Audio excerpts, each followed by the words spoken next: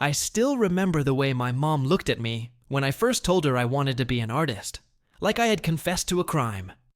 "You want to throw your life away drawing pictures?" she snapped, while my dad looked up from his newspaper just long. "Enough to scoff. Arts? तुम्हारा दिमाग खराब है क्या?" he muttered in disgust. "Painter बन के क्या कर लोगे? सड़क पे बैठे मिलोगे किसी दिन." I was 17, full of dreams and sketchbooks. Every wall of my room had something I'd painted. Portraits, surreal visions, nature, faces of strangers I imagined from books. I used to sit on the rooftop at sunset with a cup of chai, painting skies that didn't exist yet. My art was my escape from everything I felt suffocated by at home. But in this house, dreams weren't real unless they came with a paycheck and a title. Doctor, engineer, MBA. "You will study commerce," my father declared, like a final sentence in court. "BCom karoge, fir MBA, bas." My voice didn't matter. My sketchbooks disappeared overnight. I cried quietly that night, clutching one last pencil drawing I had hidden behind my mattress. It was a portrait of my grandmother, drawn from memory the night she passed away. It had taken me 3 hours and my entire heart. I never saw the rest of my drawings again. The next few years were a blur. I buried my dreams under textbooks that meant nothing to me. I passed exams I didn't care about, wore suits to internships I hated, and attended business seminars that made my skin crawl. Every time someone asked what I wanted to do in life, I gave the rehearsed answer: "I'm pursuing finance." But my soul stayed stuck in that attic room with the painted skies. I tried to rebel once in college. There was an art club, and they were holding a campus exhibition. I painted something for it secretly, a piece I called Muted Symphony. It was about how voices like mine get silenced by tradition, expectations, and fear. I didn't even put my name on it. Just S in the corner. It sold. Someone from the Alumni Association bought it and wanted to meet the artist. I was terrified. If word got out to my parents, they'd pull me out of college altogether. So I lied. I told the organizers someone else must have signed it for fun. That was the last time I touched a brush in years. When I graduated, my parents were glowing. "Tumne hamara naam roshan kiya," they said. I had a job offer in a big finance firm and a starting salary that made my father tear up with pride. Not for me, for the status. I moved to another city and got an apartment so dull it could have been a hospital room. White walls, grey curtains, metal desk, blue light laptop, corporate life in grayscale. Every day I wore the same kind of clothes, ate the same kind of food, and stared at the same kind of spreadsheets. My colleagues were nice enough, but I always felt like I was living someone else's life. Then, one Sunday afternoon, while scrolling through Instagram, I saw a reel of a street artist painting a massive mural in Berlin. The colors were alive. The people clapped. The artist smiled like he owned the air around him. I burst into tears. That night, I opened an old suitcase I had carried from home, but never opened. Inside was my last surviving sketch. My grandmother's portrait, smudged but intact. I couldn't stop staring at it. The next day after work, I stopped by a cheap stationery shop and bought a sketch pad and some watercolors. I told myself it was just to relieve stress, but something cracked open inside me. I painted every night after work. Sometimes until 3 a.m., my sleep suffered. My performance at work started to slip. My manager gave me a warning, but I didn't care. For the first time in years, I felt like I was breathing again. A month later, I anonymously opened an Instagram page called Silent Sketches. No face, no identity, just the art. Every day I posted one new piece, raw, emotional, surreal. The kind of art that comes from years of being locked up inside. And to my shock, people noticed. The page grew faster than I expected. Within 2 months, I had 10,000 followers. Comments poured in. This feels like my life. I cried looking at this. Who is the artist behind this? I didn't answer. Until one day, someone DM'd me asking if I'd be interested in doing a piece for their boutique cafe. They offered me actual money. Not a lot, but enough to jolt me. I said yes. It was a mural of a woman letting go of paper birds into the sky. I painted it over 3 weekends while pretending to visit a friend. I signed it S again. The cafe owner posted it. It went viral. Suddenly, my page exploded. I was getting commissions, offers, invites. People wanted to know who S was. I still hadn't told a soul. Not even my closest friend from work, especially not my parents. And then, one day, an art agent named Vikram messaged me. He ran a small but rising gallery in Mumbai. He wrote, "Your work has something rare. Pain with silence, depth with chaos. Would you consider letting us host your first anonymous exhibition?" My hands trembled. I read the message 5 times. Was this really happening? Was the life I buried finally growing roots under the soil? I didn't say yes to Vikram right away. For 3 days, his message sat unread. Not because I wasn't interested, because I was terrified. What if someone from my family saw the exhibition online? What if a photo of my art went viral and my father recognized the style from those years ago? The ones he made disappear without a word. What if it actually worked? Fear, I've learned, doesn't always stop you. Sometimes it just walks alongside you, whispering doubts while you move anyway. On the 4th day, I messaged Vikram back. "I'm interested, but I'd like to remain anonymous." He replied in minutes. "Of course, you'll be our invisible artist. Let the art speak. We'll handle the rest." We planned the exhibit over the next month. I worked late nights, weekends, and took sick days just to paint. I poured years of buried emotion into that collection. 12 pieces. Each one a chapter of my silent rebellion. I named the exhibit Muted Colors. A nod to how I'd spent most of my adult life erasing myself. Vikram was respectful. He never pressured me to reveal who I was, even as buzz around the event started to grow. Influencers, critics, and collectors RSVP'd. Who is the ghost behind these shadows? Someone tweeted, alongside a teaser of one of my pieces. The gallery opened on a Thursday evening. I didn't go. I couldn't. I watched it all unfold through my phone. Photos, reels, and glowing reviews. Raw, haunting, unapologetically, vulnerable. Muted Colors may be the boldest exhibit of the year. Whoever S is, they've lived a life that bleeds onto canvas. It was surreal. Like watching a version of myself live the life I had only ever imagined, while I still sat in a cubicle the next morning, responding to finance emails. Then came the email that changed everything. Subject, private collector interested in. Full piece buyout. I clicked. A woman named Diana Kapoor, who ran an art investment firm in Singapore, had attended the exhibit while visiting Mumbai. She wanted to buy one of my paintings, the one titled Caged Wings, for her personal collection. Her offer? $100,000. I stared at the number like it wasn't real. I refreshed the page. I checked for typos. My heart pounded in my chest, like it was trying to escape. I read the email over and over. $100,000. For one painting, the same style my father had called useless. The same kind of art I was forbidden to touch. The same passion I was forced to abandon because it wouldn't feed me. And now it was feeding me in a way no finance job ever could. I forwarded the email to Vikram. He called me 5 minutes later. "This is big," he said. "She's legit. Do you want to accept?" I didn't hesitate.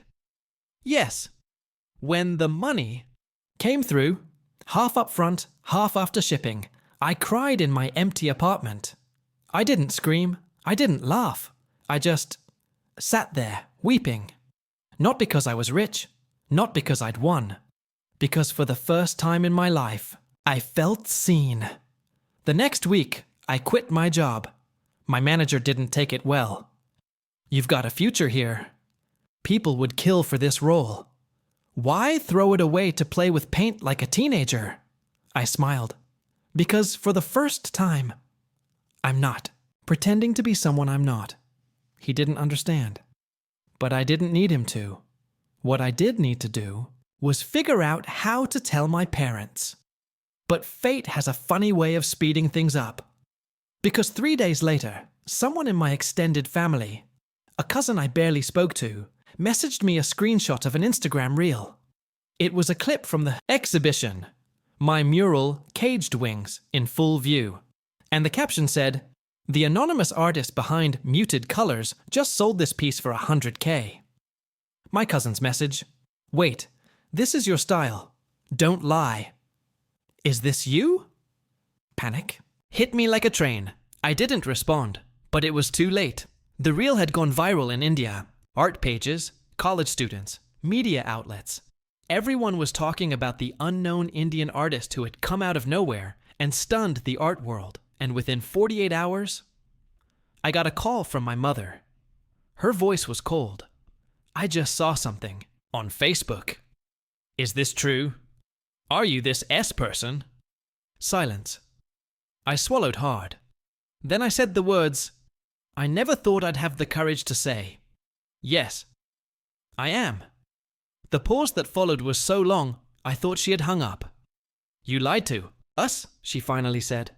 "You wasted your degree, your job, everything we did for you. For this embarrassment?" My father got on the line. He didn't say hello, just, "You're not our child anymore." Click, they hung up. The days following that phone call were a blur of emotions. I couldn't focus on anything. I went to my studio, but even the smell of fresh paint couldn't ground me. My parents' voices echoed in my head, cold and unforgiving. "You're not our child anymore." Those words burned into my memory, a painful reminder of the cost of following my own path. At first, I felt an overwhelming sense of guilt. Was I wrong? Had I truly thrown away everything they worked so hard for, just to chase a dream they thought was foolish? Their disappointment crushed me more than any failure ever could. I spent a lot of time questioning myself, doubting whether this was truly the life I wanted, or if I was just rebelling for the sake of it. But something else started to happen, something I hadn't anticipated. The more I worked on my art, the more I received invitations to showcase my work. Art collectors, critics, and even international galleries started reaching out to me. Every time I posted something new on my Instagram, my following grew, and with it, the belief in my art grew as well. It was like the world was telling me I had made the right choice, even if my family couldn't see it. One evening, as I was painting in my studio, a message popped up on my phone from Vikram. "I've got great news. Diana Kapoor wants to meet you in person. She's offering you a contract for 3 more exhibitions." I stared at the message, stunned. Diana Kapoor, the same woman who had bought Caged Wings for $100K, wanted to work with me directly. This wasn't just a one-time thing. This was the beginning of something bigger. For the first time in weeks, I felt a spark of excitement. Maybe my parents couldn't understand what I was doing, but this was real. This was my future. I replied to Vikram, "Tell her I'll meet her. I'm ready." A week later, I was in Singapore, sitting across from Diana Kapoor at a sleek cafe overlooking the skyline. She was elegant, composed, but there was a fire in her eyes when she spoke about art. Her passion for creativity matched mine in a way I hadn't expected. She didn't ask about my identity. She didn't need to. It wasn't about who I was or where I came from. It was about the work. After a long conversation about my vision and future projects, she finally asked, "How do you feel about the art world?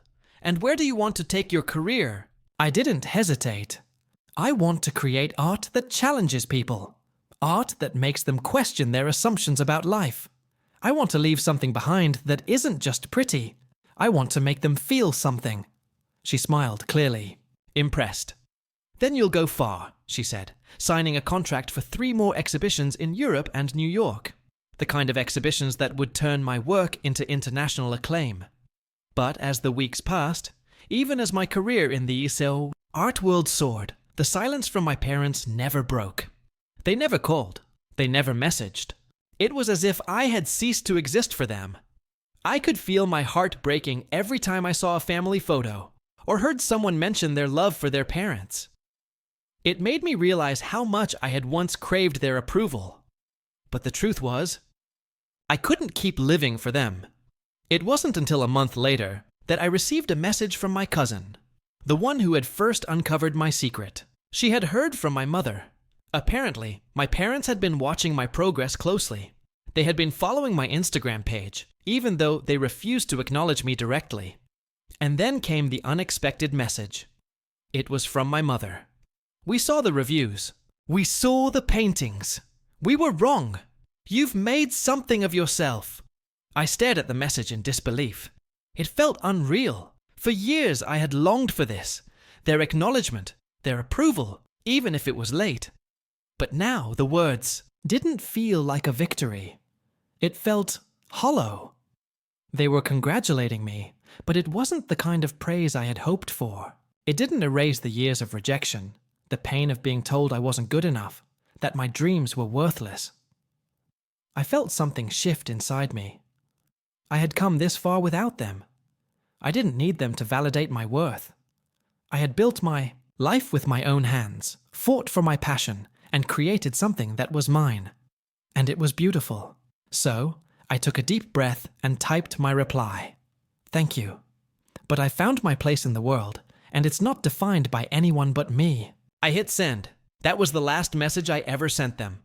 The exhibitions in Europe and New York were everything I had hoped for.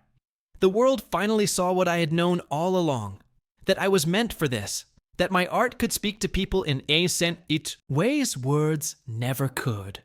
The sold-out shows, the collectors bidding on my work, the conversations with other artists. It was all proof that I had chosen the right path. And then, one day, a reporter asked me a question that I hadn't thought of in years. Where do you get your inspiration from? I smiled and answered, from everything I had to leave behind. It's been nearly 2 years since I made the decision to leave everything behind and pursue art.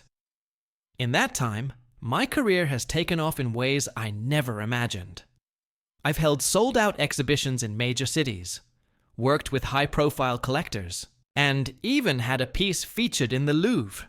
People know my name now, and my art speaks for itself. But despite all the accolades and recognition, there are moments, fleeting but sharp, when I feel the void. The moments when I see other artists, surrounded by their families at gallery openings, laughing and celebrating together. When I hear about family gatherings, people bonding over shared memories and support.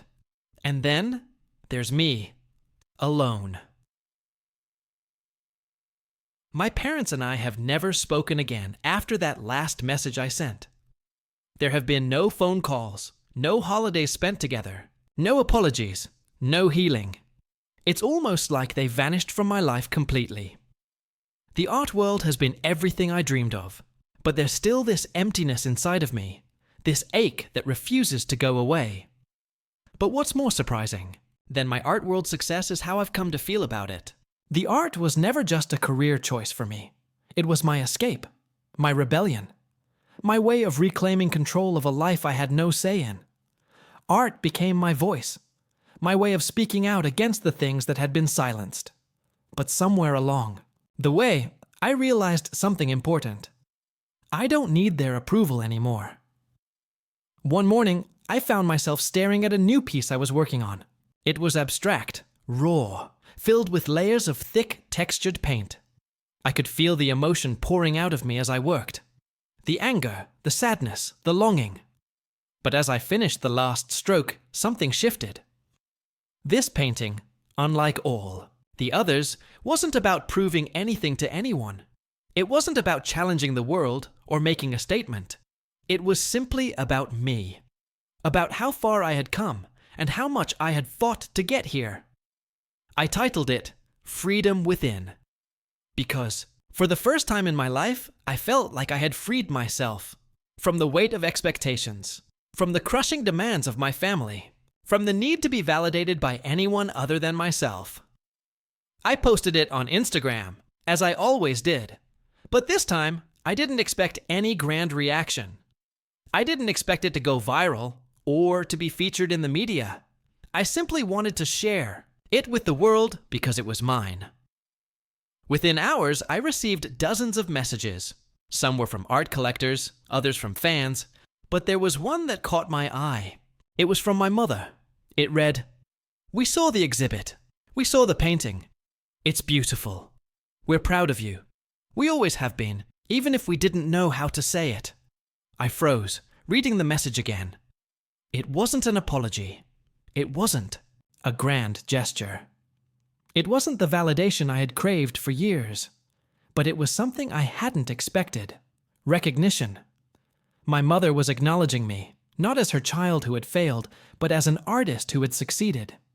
It wasn't the kind of closure I had imagined. It wasn't a reunion, and it didn't fix everything that had been broken. But in that moment, I realized that I didn't need them to be the ones to heal the wounds. I had already done that on my own. The painting sold for a hefty sum, and that night, I treated myself to dinner at a fancy restaurant. I didn't need anyone else there. I didn't need family or friends to validate my success. I had already validated it myself. Later that evening, I reflected on everything. The years of silence, the rejection, the struggle. But I also thought about the strength it had taken to get here, to stand tall in the face of everything and everyone who told me I couldn't. I thought about the hundreds of times I'd wanted to quit, the times I had wondered if I was making the biggest mistake of my life. But here I was, not just surviving, thriving. I had become someone my younger self would have been proud of. Someone who knew their worth, who knew that their passion was worth fighting for, even if no one else understood it. I didn't need to be the person my parents wanted me to be anymore. I didn't need to seek validation from anyone, not even them. I had found my purpose, not in their dreams for me, but in my own. And that, I realized, was the true meaning of success.